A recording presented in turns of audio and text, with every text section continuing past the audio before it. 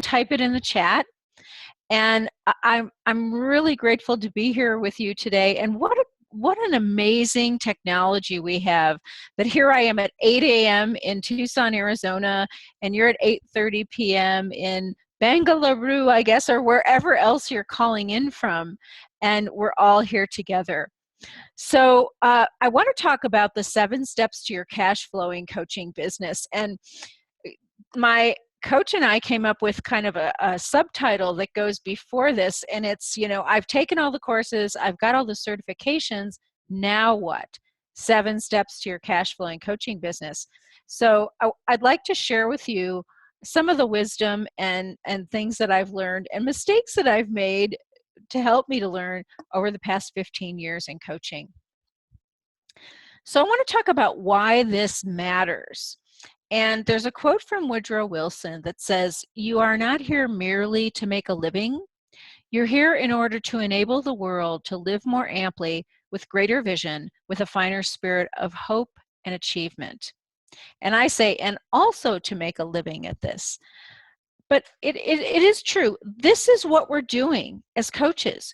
We're here to enable the world to live more amply. And sometimes as a coach, I think it can feel a little awkward to charge for coaching. Sometimes, like I was thinking when I first started, this is what I was meant to do. I would do this for free. And I was also thinking, I've been doing this all my life. So sometimes I think as coaches, we have trouble seeing the value of what we're offering. Or maybe some coaches are thinking, I can't stand marketing and selling, especially myself. That makes me squirm. And that made me squirm too.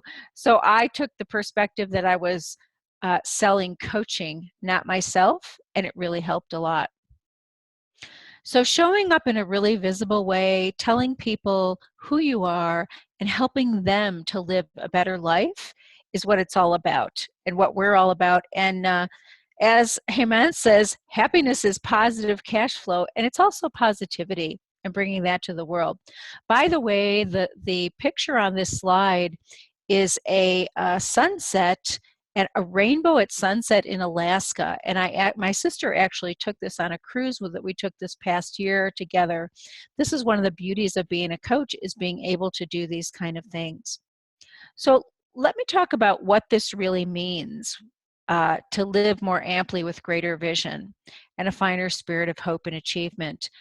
Living more amply is bringing in a consistent income each month, being able to treat yourself, your friends, and your family.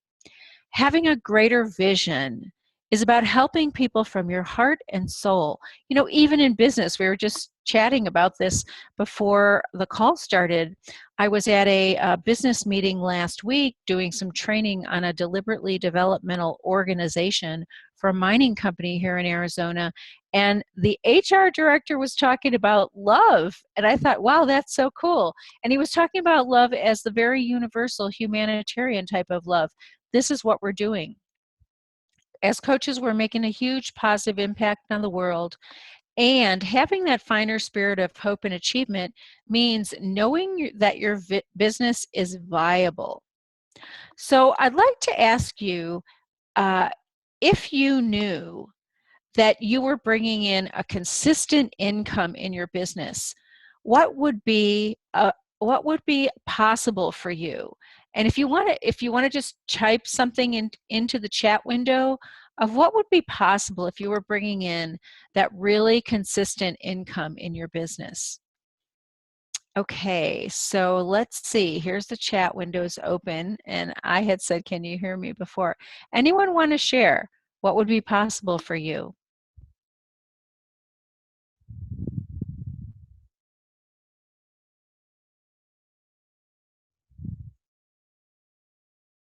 All right.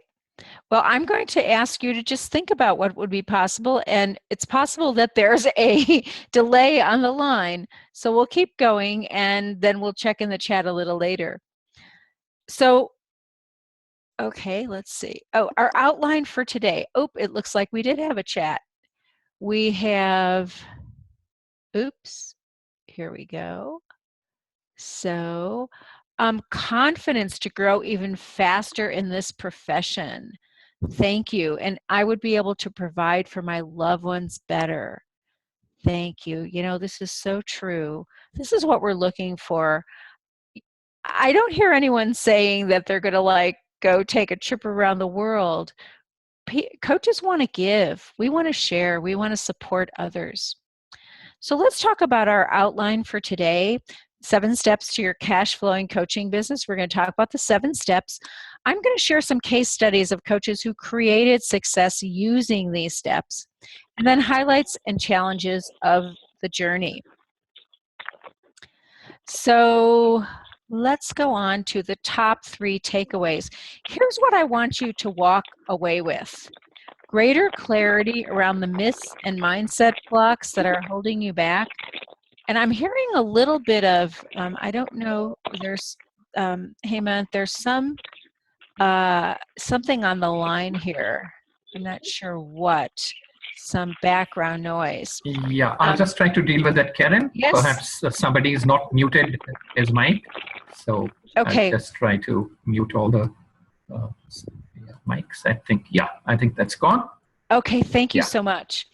So welcome. The top 3 takeaways, what I'd like you to walk away with is greater clarity around any myths and mindset blocks that may be holding you back, a strategic plan to build the business of your dreams. So just some steps that you can take to really make this happen, and understanding that this is doable. It is doable. There's a company here in the States called Home Depot, and they have a saying, you can do it, we can help. So that's what I want to help you to do that today. So here's the first step to your cash flowing coaching business, and that is knowing where to focus your time and attention. And there are many places that you could focus your time and attention. You know, if you look out there at people that are helping entrepreneurs and coaches build their business, they'll tell you to look at the external stuff of success, building your website, maybe buying Infusionsoft, creating marketing funnels, Facebook ads, going to network events. And those are all good, but they're just tactics. They're constantly changing.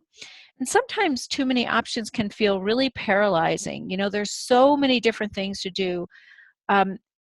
You may have taken all the courses and got so many certifications, yet you're wondering really how to translate this into a viable, profitable business. So if you think of your business as a tree, I love this picture of the tree. All of the tactics are branches on the tree. And the tree has a lot of branches, and it's easy to focus on all the external stuff because it's right in front of you every day. But what these tactics really do is they give you confidence to do what you already know you can do. And you're going to need a way to choose which tactics are best for you. So where should you focus your attention? Focus on what really matters. And that is in the roots of the tree. Now, as you can see, the roots are wider and actually deeper than the branches of the tree when you look underground. And you are the most important key to your success.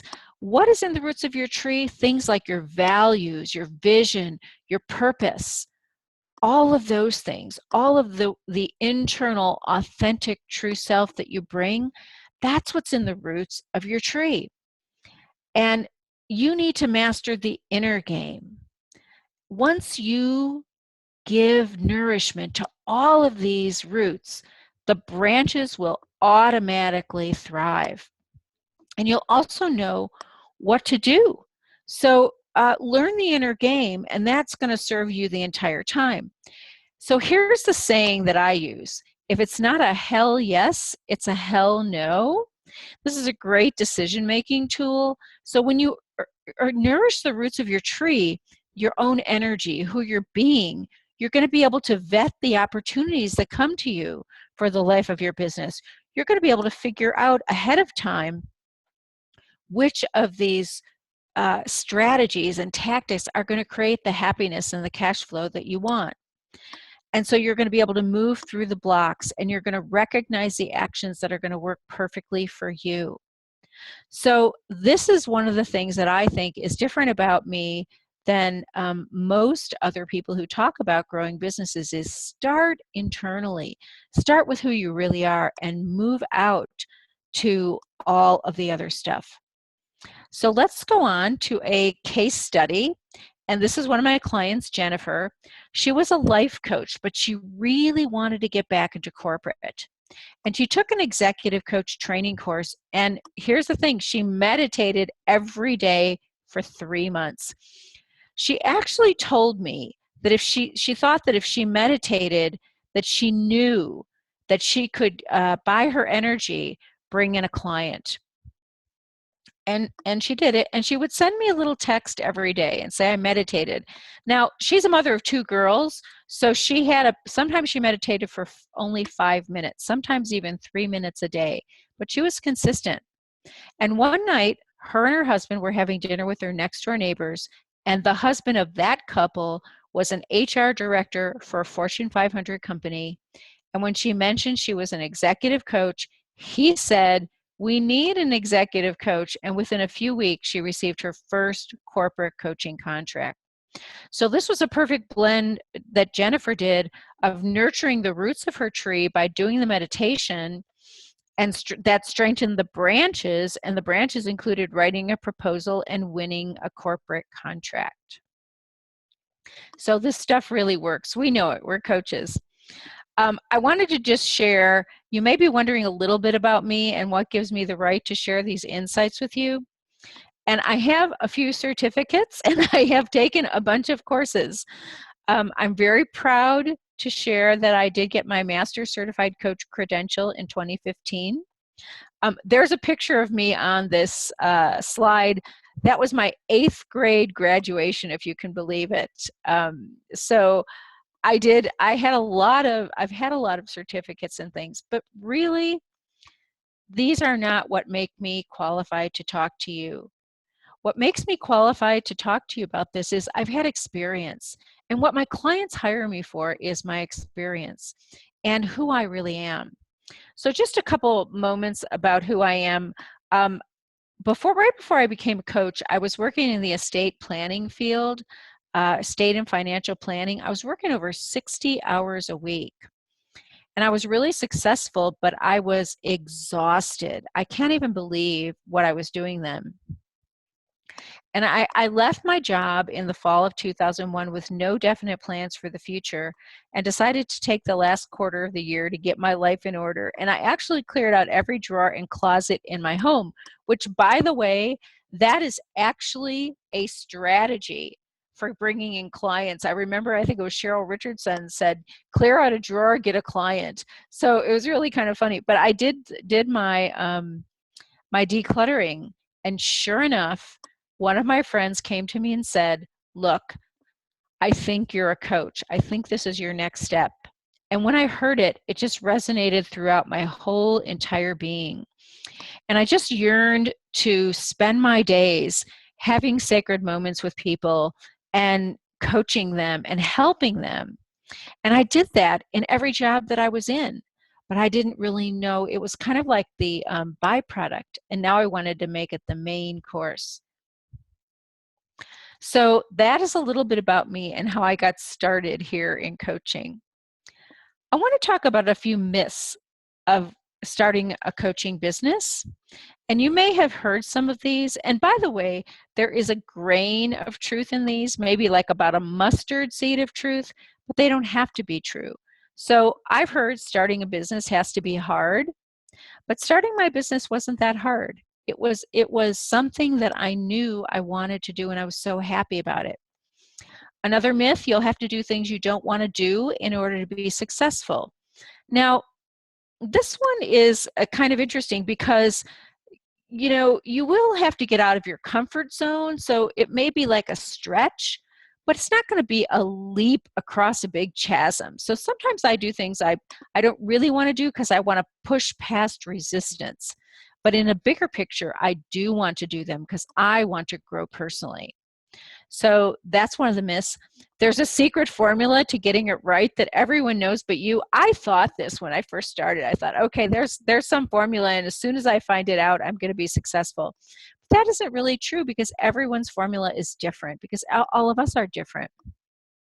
And the last myth, you can't have fun and be successful too. And I say, that is not true. I have a lot of fun and I have a lot of success. So this is something that that is so true about our business. We can have a lot of fun. This is why I think a lot of people do become coaches. They're tired of the stress in corporate, and they want to become someone who can have fun in their business and be successful. So let's go on to step 2 of your cash flowing business, and that is know yourself and your challenges. Like, what are some of the challenges that you've had?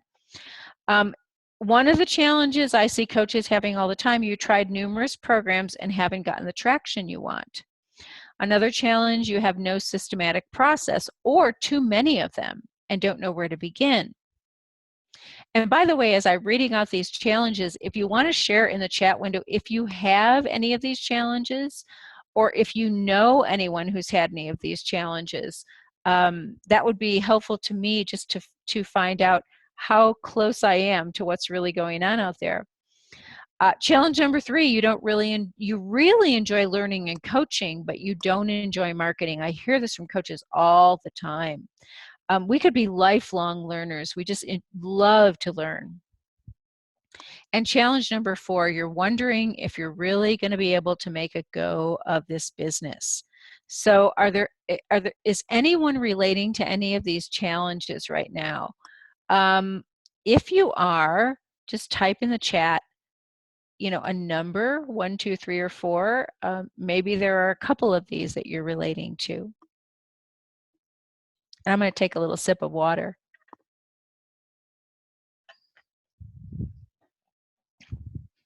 Oh, someone says all. Okay, these are universal challenges, right? I've experienced every single one of them. Yes, 2 and 4 resonate with me. 2 and a bit of 4. Okay, let's see, 2. A process. Okay, great. 2 and 4. Okay, we've got a 3 and 4 too. So a lot of coaches are wondering, and I'm with you, can you make a go of this? And the systematic process. I'm really glad that that a lot of you have written down too, because I'm going to share a systematic process, and I'll share a little bit more of that fully with you. And by the way, if you really enjoy learning, but you don't enjoy marketing, one of the things you could do is learn about authentic marketing. That's what I did. I said, okay, if I love learning, let me just learn about this. And that was a plus for me. So here's a mindset tip. Get coached on your challenges. This is a picture of me and my coach, Caitlin.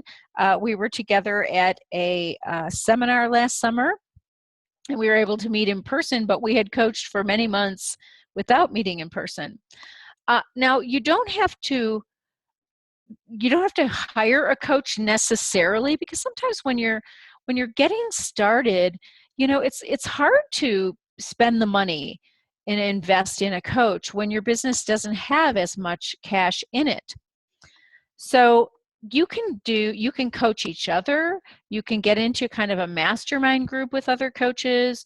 You can get onto free webinars and seminars with some master coaches and take good notes. There are lots of ways of getting coached other than hiring a one-on-one coach.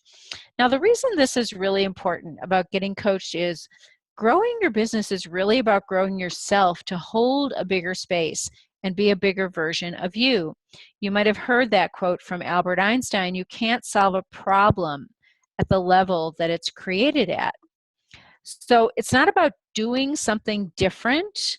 I will tell you a little bit more about the doing and the steps, but it's more about being a different version of yourself to have the results you desire.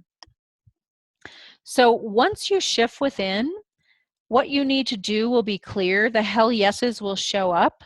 The actions that you need to take will flow out of the roots of your tree. So this is what we're going for. All right. So I have another case study here. This is another coach, Stacey. She just graduated as an executive coach. Now, we helped her with the doing. She structured her program, simplified her processes. And hey, Matthew, probably love that since you're talking about lean organizations. She simplified her processes, got the proper support from a virtual assistant. VA is a virtual assistant. And she got out there in a big way. She had her first $10,000 revenue month. Now, that was a huge win for her.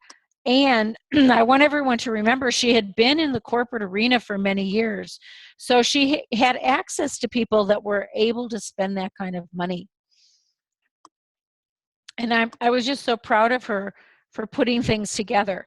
So this is kind of the other side of the being. It's about the being, but here was a person that needed help with the doing.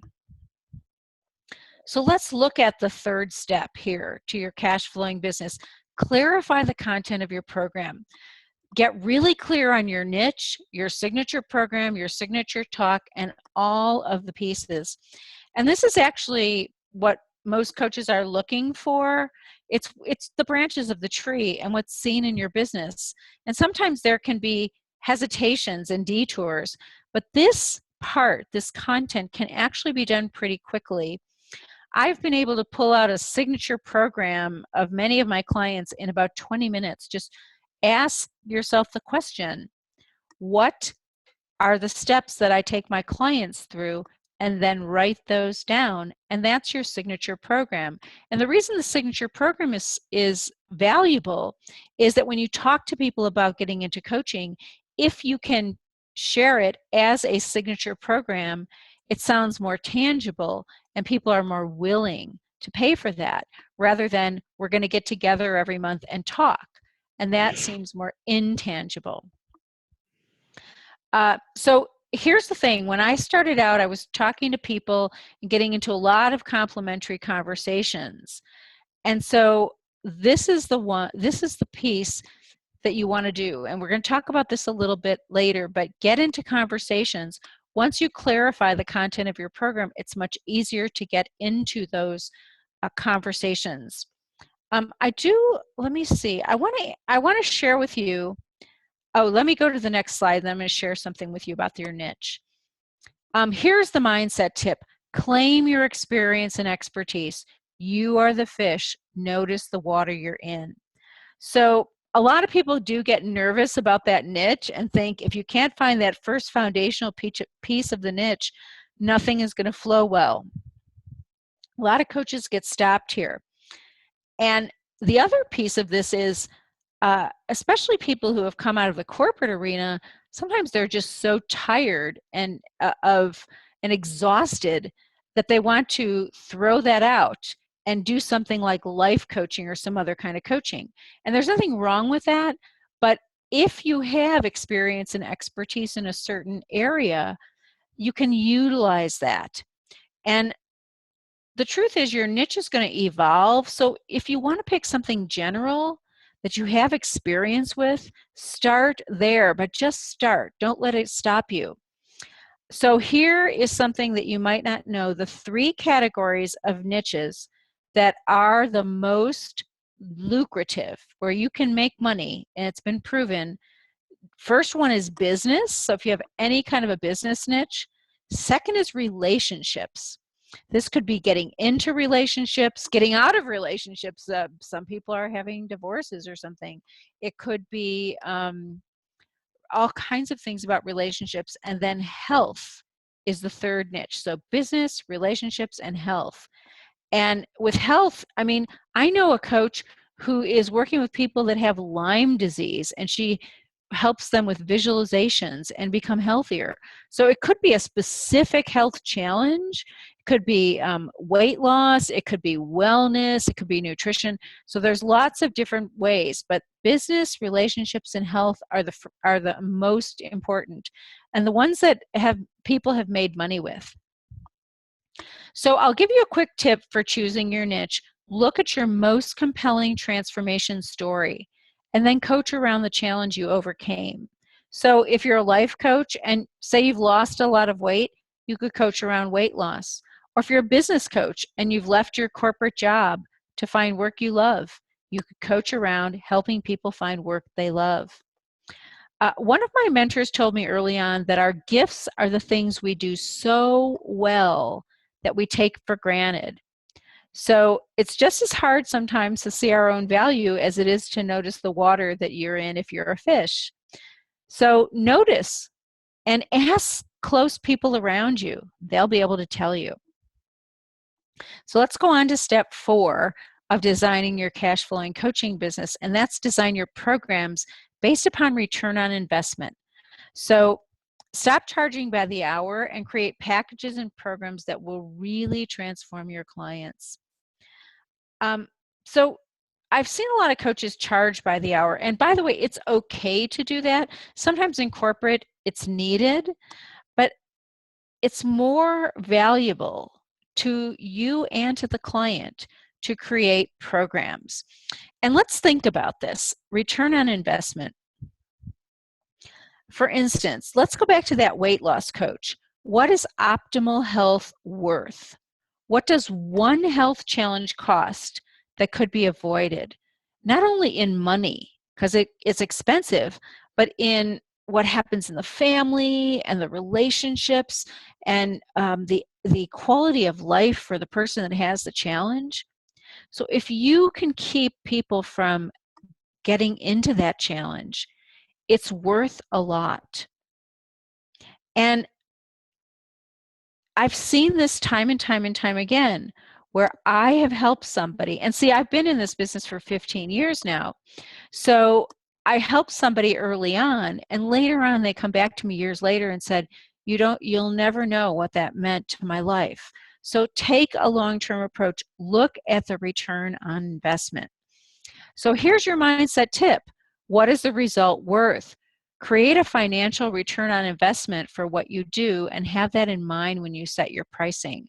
So let's see if there's something's going on in the chat here. Had a question on the earlier step. In one's early years as a coach, is it prudent to create a niche or better to broad base yourself? You know, that's a great question. So let me go back. Well, we don't need to go to the slide, but remember those 3 niches, business, relationships, and health. I would say if you wanted to broad base yourself in one of those 3 niches, it's a really good idea because then your niche will generally narrow. So just to give you an example, when I started out in coaching, my niche was I was a business coach because I had come out of business, and I knew a lot of business people from being in estate planning. You know, I knew a lot of accountants and lawyers and financial planners. So I went to them, and I knew that they had to produce. So I thought, well, I could help them. So I was coaching entrepreneurs, professionals, I think I would have called that group. What has happened though, within my first 5 months of coaching, I got a lot of clients because I was talking to everybody I knew and I had a certain reputation. And then in my coach training, the other coaches were saying to me, well, you know, we want to get our businesses going. How did you do that? Would you coach us? And so I narrowed my niche from general of entrepreneurs and professionals of all of those different professions to coaches. And I got scared to narrow my niche because I was a new coach. And I said, you know, who am I to coach these other coaches? And my coach said to me, I've never heard anyone so excited about helping the coaches. You have business background that will help them in addition to a coaching background. Go for it. And so I did, and I narrowed my niche down to coaches. And then, you know, for a while, most of my coaches that I coached were spiritual coaches. So I narrowed even further because I knew a lot of them. And then my niche started to evolve even further on. It expanded or changed a little bit to I started working with a lot of executive coaches. Maybe 5 years ago, I got a coaching gig at Ford Motor Company, and I was coaching executives in the leadership program there. And I found that I just really loved it. And so then I started working with executive coaches. So my niche has moved around. So what I would say is create a niche in a broad base and keep that niche for maybe 3 months at least and see how it goes. If it starts moving, if it starts flowing, if you're really still excited about those conversations, keep going. If something else feels more right to you, go with that. But try to stay within your category because it'll make it easier for you. Okay, thank you for that question. I really appreciate that. So let's move on to, let's just talk about what is the result worth. Okay, let's see. There's another, had a, thanks, Karen. Thank you for asking that question. So let's talk about what is a result worth. Like here in the States, if somebody had one health challenge, and I looked this up, back in 2011, the average hospital stay was $10,000, one hospital stay, and that was with insurance. And we're not going to go into, we've got a lot of crazy things happening here right now with insurance and pre-existing conditions and all of that. So it's even more valuable to help people not to have a health challenge, help them stay well. So think about that in business. For some of my clients, when they come in, I'm just starting a mastermind group in next month, and it's a 6-month group, and it's a very small group of coaches, maybe between 6 and 8, might even be smaller. And I said to the people who are thinking of getting into this group, look, it's going to be $500. No, I'm sorry, it's actually more. It's $600 US per month. So these coaches, they've got to be willing to do what it takes to make more than that. Now, if they want to make $1,000, $2,000 or more a month, and they get into the group and work with the group, and they pay $600 and they make $1,000, that's worth it. Because then they also, not only are they making that, but they're learning something for the future. So when you think about it, create that financial return on investment in your mind when you talk to your potential clients. It really makes a difference. Okay, step 5, and I want to say, if there was one step, if there's only one step that you took, only one, this is the step. Talk to people. I know it sounds a little silly, but the statistics in our business are that 25 to 60% of complimentary conversations turn into paying clients. So if you want 10 clients, talk to 40 people, and the probabilities are with you. And enrolling clients into coaching always involves having a conversation. I've never had somebody go to my website and click on a coaching package and sign up for 6 months of coaching with me without having a conversation. So it's really good to get good at these conversations. Anytime your practice is not full, no matter if you're a new or seasoned coach, book conversations with people. And they don't have to be like sales conversations. They could be market research conversations. You could say to people, look, I'm developing, like just say you were in that category of business, I'm developing a new program for people in business. Can I talk to you about this and ask you some questions? And then the kind of questions you're going to ask them are, what are your challenges in business? What are some of the things that you think business owners need? What is it costing the business owners not to get them solved? So really utilize those conversations. It's so important. So the tip is, when you speak to your potential clients, be aware that they have baggage around their goals. Bring tenderness, encouragement, and service to your conversations. This is the inner game piece. I hear a lot of coaches that first of all, they don't have the conversations because they're afraid of being rejected. And the thing is, or they're afraid of being salesy. And you don't have to be either of those. And when people say no to coaching, it's really about, I think it's a lot about baggage or timing. And like these baggage on this slide looks really fun, but just think about it. If you're talking to somebody about even growing their business, they might have wanted to do this for years, and they might have tried a lot of things, and they have that baggage. They don't feel right because they haven't been able to get to the goal. If you encourage them, if you bring service to them, they're going to want to work with you. Now, if you're in a place of desperation or scarcity, it's hard to hear their hesitation toward their goal as anything but, you might say, oh, I'm taking this personally, they don't want to work with me. But it really is they're scared to move forward. If you take their hand, kind of metaphorically, and help them move forward, that will be a big help to them. So stay in that place of tenderness. There's a quote from A Course in Miracles that says everything is either an act of love or a call for love. So if you talk to somebody and they're hesitating to get into coaching, it's actually a call for love. It's maybe the fear in them of not being good enough to do this. Every time they've failed in the past may be coming to mind. So really think about this when you're having the conversations and how you can serve and encourage them. So let's go on to step 6 of the cash flowing coaching business, and that's develop strategies for complementary conversations. Have a system to bring in the appointments. Find easy to do strategies that align with who you really are and hold these conversations in effective ways. This slide says a lot. So even though we want to be in these conversations, we don't know how to engage others. We don't want to appear pushy. And then when we get in conversations, sometimes we don't follow up.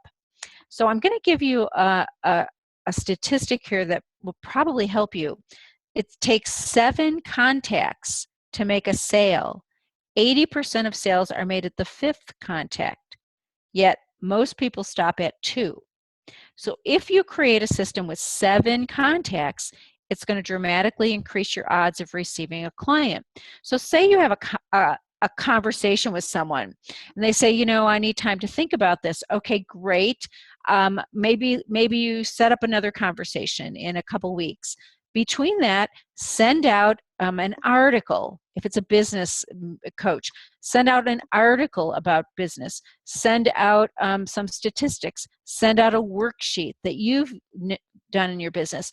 Create like 7 pieces that you can send out to them and create that flow. A thank you note. Thank you for meeting with me. If they've helped you with your market research, you can send them a gift certificate. Like I sent $5 Starbucks gift certificates because you could send them anywhere in the world. So think about 7 different ways you could connect with them.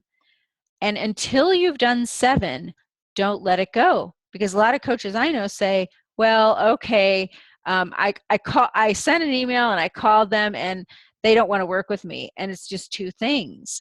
And they might need time to process through and to get to know you and to develop that relationship. So here's the mindset tip. Make sure you have a system and allow that to do the heavy lifting, and don't make assumptions or take anything personally. So if they don't get back to you with an email, wait a week and send them another one. There's a lot of stuff going on out there. And so maybe they just didn't see it. Now, here's a story I'm going to give you because in my heart of hearts, I am a spiritual coach more than anything. And I love these synchronicities that occur. So I had a client who was doing some business coaching, and she decided she wanted to do more executive coaching. And she sent out emails to people she hadn't talked to in like 5 or 6 years. I mean, it'd been many years. And she just said, I'm doing this, executive coaching, and I'm helping with difficult communication in organizations. Do you know anyone that needs help? And she sent this out to a bunch of people. Well, there was one guy she sent it out to, and she had a home email and a work email, and they both bounced back. He never got the emails.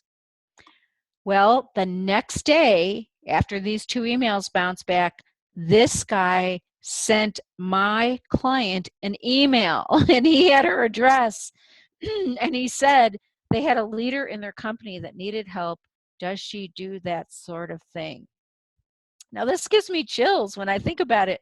She sent these emails. They were returned the very next day out of the clear blue sky. He sent her an email. So there's an energy that goes on in the universe. If you do your part, if you make your 7 contacts with the people that are in front of you, those people may not move forward, but somebody else might come. So follow your systems and don't really make any assumptions. Just let the systems work for you.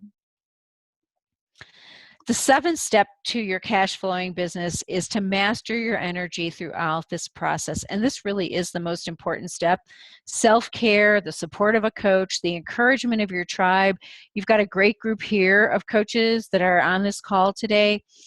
This will go a long way to help. And here's what I say to my clients. There's a nursery rhyme about the goose that lays the golden eggs. And you are the goose that lays the golden eggs. So take care of yourself. This is a big part of your self-development. If you take care of yourself, then you're going to be laying these golden eggs for years. So here's the mindset tip. Notice the good that happens when you keep focused on your own self-care. Take really good care of yourself and continually acknowledge what's working. You know, you might have heard the phrase, what you focus on expands. So if you focus on taking care of yourself, it's gonna expand. We haven't been taught self-care.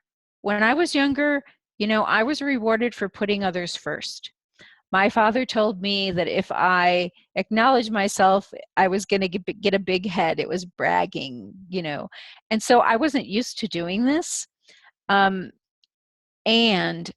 self-acknowledgement is one of the most powerful tools. And once I started saying, you know, this is true, I can acknowledge myself for what I did right here, my whole business changed. So the old pattern is, you know, to not acknowledge, and that really doesn't serve our business or our clients. This can change your entire life if you commit to that self-acknowledgement. So I want to recap the 7 steps, and this is for people who want a system. Know where to focus your time and attention, focus within, know yourself and be aware of your challenges, and when you are, get help, clarify the content of your program, design your programs based on the return on investment. Talk to people, remember that's the most important thing. All of these steps are getting you to talk to people and be more confident with that. Develop strategies for your complimentary conversations. How are you going to get people into these conversations? And how are you going to follow through? And then master your own energy throughout the process. And you can do these steps on your own. You can do them with others, like other coaches, just a peer mastermind group. You can hire a coach. You can do these in many different ways. So it's time to open up for questions. And I thought I would share with you, if anyone wants a free program on how to create your signature program, I have a template that you can just walk right through it. It's at signatureprogramtemplate.com. And it's a very simple process. And if you write it up, it could help you when you're talking to people about your coaching. You can actually say, here's my program, and it's called, you know, the Art of Group Coaching. And in this program, I can train you on coaching, on creating a group coaching program in 8 weeks, something like that. So if you have any questions for me, you can also send an email to info@KarenCappello.com. I'm gonna open it up for questions now, but I just wanted you to know sometimes it takes a while when you're working with the information to even formulate your question. I'm here, I'm not going anywhere, so I'll be here for you when you have your questions. Just, you know, send me an email and say, Karen, I heard you on the webinar and I have a question. So now I'm going to, let's see, I'm going to start my video, and I'm going to pause my screen share. And let's see, can everyone see me? Let's see. I thought I could see the video, and I'm going to open this up for questions. So if anyone has any questions, let me know. Resume share. Okay, there's the stop share. I got it. So does anyone have any questions? And I think I'm looking here. It says not yet. And I can't see my, oh, there I am. Okay, I'm here. So who has some questions? And they can see me. Thank you. Who has any questions? If you would just unmute your line and you want to ask something, or if you want to type in the chat, either one.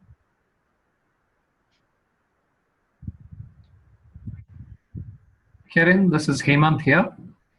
Yes, hi, Yeah. Hemant.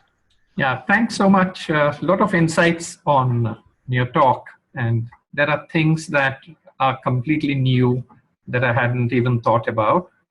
So, you never, for instance, talked about websites and blogs and, marketing at all.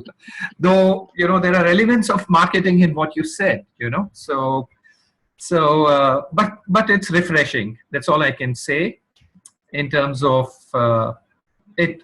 You haven't put the standard silos, say do this and, do marketing or increase your client contact or something like that.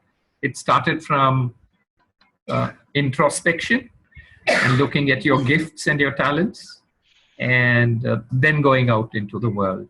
Yeah, so I think that was a great insight. Yeah, thank you for that. It's true. When I first started my business, I didn't have a website. I didn't have a business card. Now, by the way, this is back in 2002. I think now I would need those things. But I just started talking to people and getting into these complimentary conversations. And that is the fastest way to get clients in. And I think coaches do. Now I'm not to say that marketing isn't good, but if you want to start getting cash flowing, then talk to people, get people you know, like, and trust, who know, like, and trust you, to share your story and introduce you to people. That's the fastest path to cash and the easiest way. And then as you bring in some cash, create that website, create that marketing, and create all the rest of that stuff. But I think sometimes people do it backwards. And I've listened to so many coaches recently, like big coaches, who are saying this very same thing.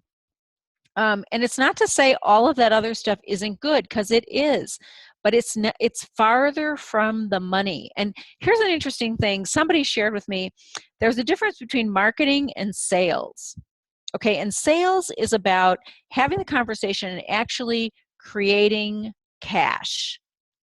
Marketing is about creating your presence in the world, in the marketplace. And when you create your presence in the marketplace, what you're trying to do is get people to contact you so you can have a conversation, so you can get to the cash. So the marketing is good, don't get me wrong, but when you're first starting out or when your practice isn't full, the sales conversation is the closest, most direct route to getting the cash flowing. And it brings happiness because it's fun to talk to people. Yeah, thank you. Thank you for that. Yeah, one other question that I had, could you elaborate on complementary conversations? What do you mean by complementary conversations? Yes. Okay. So the complementary conversations are conversations we have with people who are thinking about getting into coaching. So they can be called enrollment conversations or sample sessions or any of those kind of words. But there are people who say, you know what, I'd like to find out a little bit more about coaching. Or maybe I say to them, hey, you've been telling me about this, and I think that you should, you might benefit from coaching.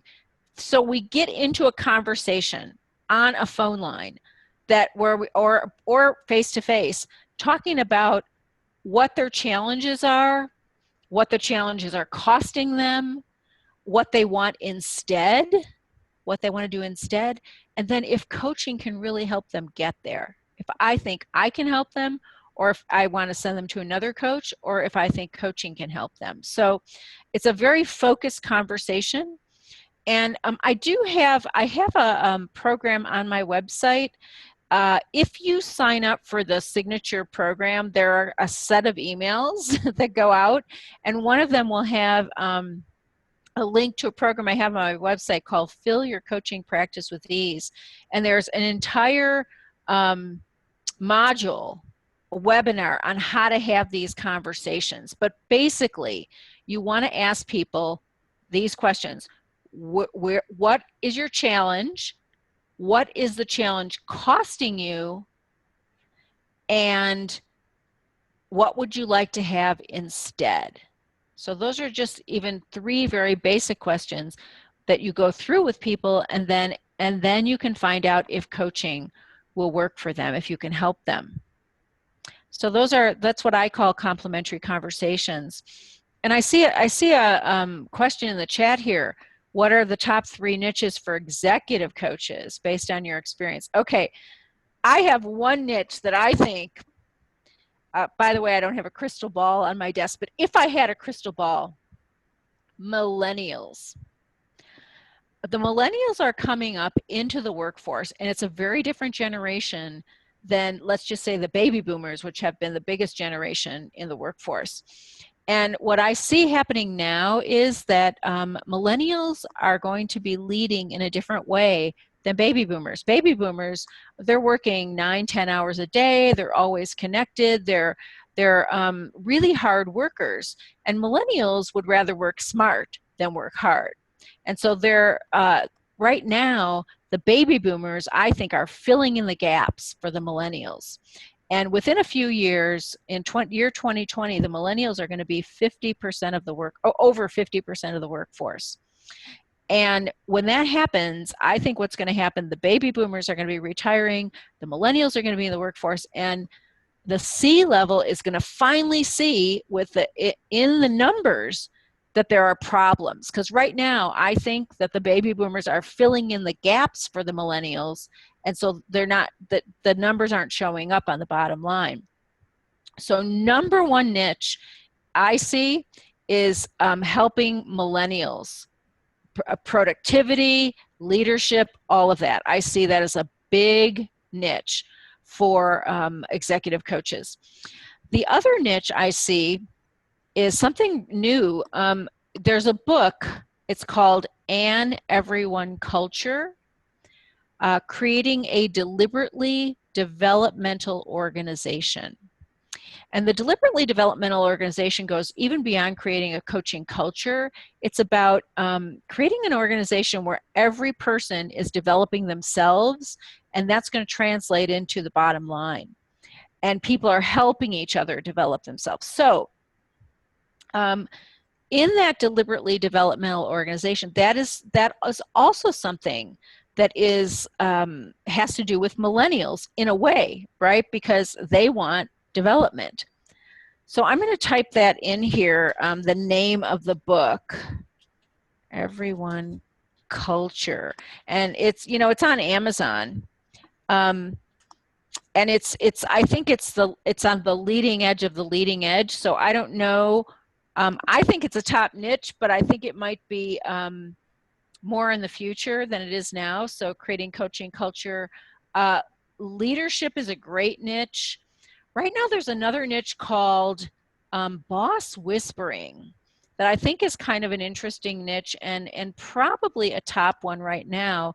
It's about the leader who has, what do they call that? Abrasive behaviors, kind of the bullying in the workforce.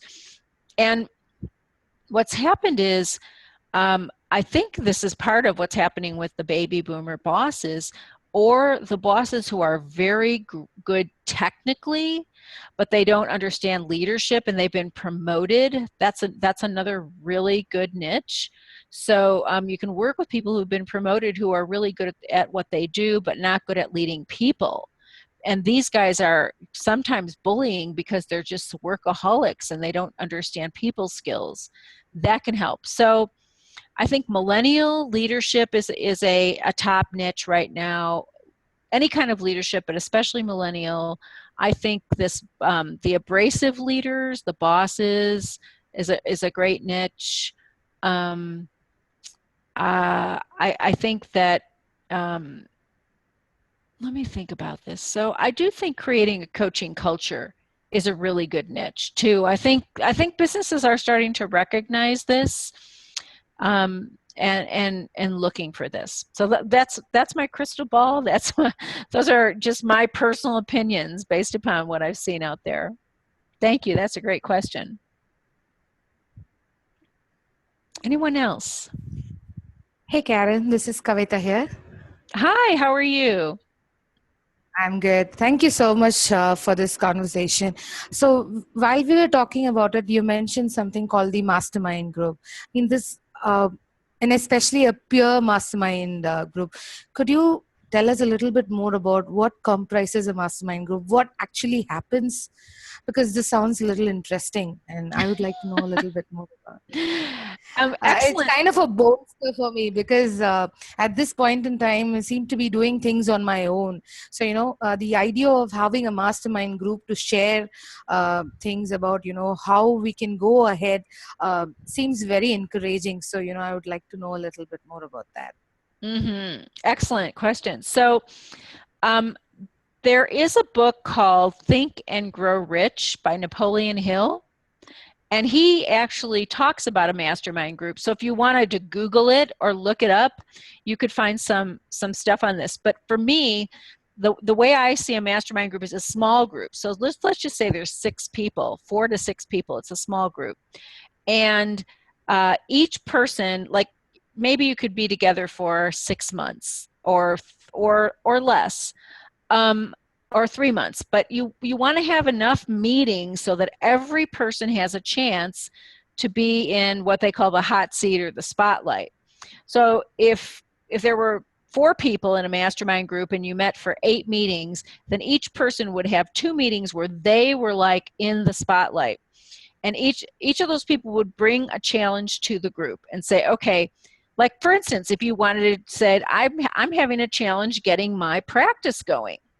And here's what I've got. I've got, I've got a niche and I've got some pieces here. The rest of the group during that group meeting, if you're in the spotlight, would be asking you questions or sharing their perspectives on what they're hearing and their ideas and brainstorming to help you create what you want. So it would be all about you that day, Kavitha. And then the next time it could be, if I was in the group, it would be about me. I would be in the spotlight. And the next time, Hemant could be in the spotlight. So each time there's one person who shares a challenge, and then everyone else can ask questions and share ideas.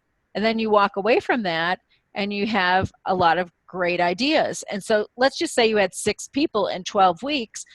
You could go through all 6 people, and then week 7 the first person could come back and say, okay, I've taken some of these ideas, I've implemented them, here's where I am now, and then get more ideas. So it's really about everyone sharing their ideas. Okay, and what about accountability? I mean, is that also a part of, when you get back, let's say that I had a meeting and when I meet 5 weeks from now, is accountability, is progress discussed, and are people accountable to, talk about what they did achieve or what they did not? Is that also a part of the process? I think it's definitely would be in mine. I'm not sure if it's the original one, but it is part of the process. And one of the things I would do if I was doing a mastermind group like that is I would create a free Facebook group so that between meetings, people could be typing in and be accountable for what they said, and you wouldn't have to wait that long. And then they could say, here's what I did, here's what happens, here's my next question. And this could all be done, 24/7 in that group. Lovely. Thank you so much. Thank you for your time. Oh, you're welcome. That's great. All right. I'm actually, Hemant, do we have time for one more question? Because I can stay, but I know this was an hour long. I want to honor your time. Yeah, maybe we'll leave the floor open for one last question. Okay, somebody has one last question. It's a really long name that starts with a V. Vijaya Lakshmi. Shua Vijaya Lakshmi. Thank you.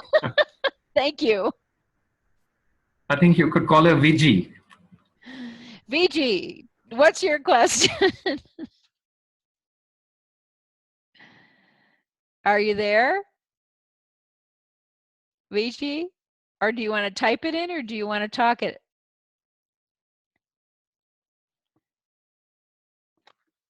I can't hear you, so maybe, is your microphone on mute by any chance? She's unmuted herself, I think, but yeah, we can't hear her. Maybe you can type it then, Viji, if there's a challenge with your mic.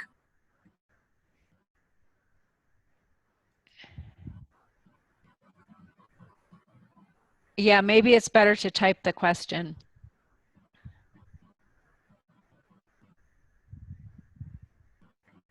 It looks like we've lost her. I can still see VG on here without the video. Okay, sorry. So I'm going to say this to you, VG. If you would like, just send me, oh, 1 second. Okay, go ahead. Or if you would like, you can definitely send me the question, info@KarenCappello.com.